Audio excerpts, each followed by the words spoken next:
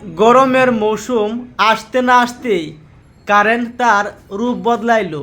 ভদ্র বিদ্যুৎ এখন অভদ্র হয়ে যাচ্ছে। দেখেন, আমি যদি একটু লক্ষ্য করি, এখানে ফুল ভোল্টেজ দিলাম, এই দেখেন ফুল ভোল্টেজ, এটা দিলে কিন্তু আপনার বন্ধ হয়ে যাবে গা, এটা দিলে আপনার বন্ধ হয়ে যাবে, এই দেখেন পুরোপুরি বন্ধ।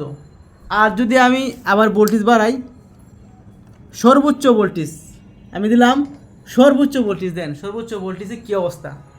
এখন হলো গরমের মৌসুম, এখন আমাদের কি উপায়, বিদ্যুৎ কোন দিকে যাবে বিস্তারিত বলতেছি এই ভিডিওতেই।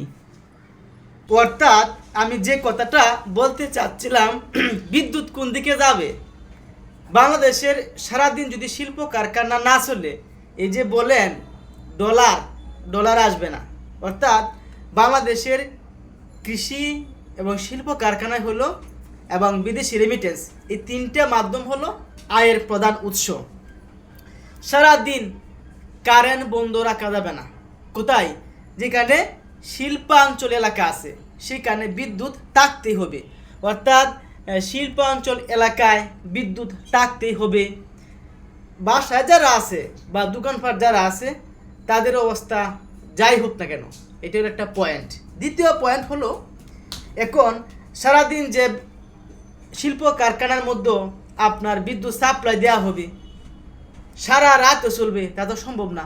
অর্থাৎ সারাদিন গার্মেন্টস করে মানুষ বাসায় ফিরবে, আয়সা দেখবে যে এখন যেরকম ফ্যান লক্কর বক্কর হয়ে ঘুরতেছে, এমন অস্বস্তি। অর্থাৎ শিল্প কারখানার মালিকরা কোটি কোটি টাকা ইনকাম করবে, শিল্প কারখানার শ্রমিকরা মেশিন চালাবে, লাগবে গরম। শুধুমাত্র বিদ্যুৎ সাশ্রয় করা হয় তাদের জন্যই, এই যে শিল্প কারখানা তাদের জন্য। এখন যারা ব্যবসা করবে তারাও পড়বে বিপাকে।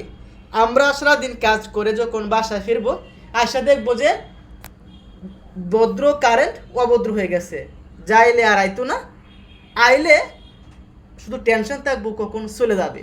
অর্থাৎ এই কারেন্ট যাবে কোন দিকে, এটার সাশ্রয় করা কি উপায় নাই? উপায় অবশ্যই আছে, কিন্তু সেই উপায় বলতে গেলে ভিডিওটা অনেক বড় হবে, যাবে রাজনৈতিক মাইন্ডে। ওই বেটা বলবে আমার বিরুদ্ধে বলছো, ওই বিটি বলবে আমার বিরুদ্ধে বলছো। যাও, সাধারণ মানুষ হিসেবে কথা আর বেশি বাড়াইলাম না, কথা এখানে থাকলো।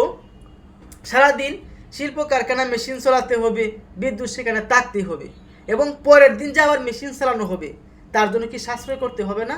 অর্থাৎ বাসায় ফিরবো, আইসা বিদ্যুৎ পাবো না, কারণ পরের দিন যে মেশিন চলবে।